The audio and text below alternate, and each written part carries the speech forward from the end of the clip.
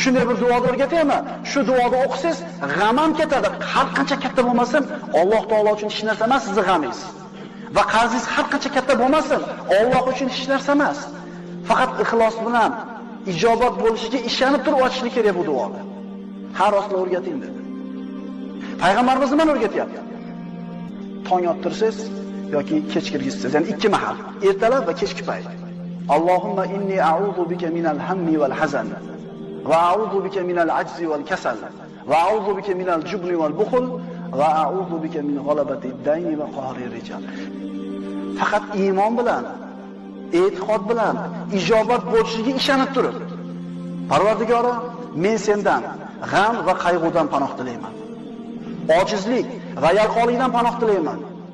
Qo'rqoqlik va baxillikdan panoh tilayman. Qarzlarga yengilib qolishlikdan va kishilarning shunday bir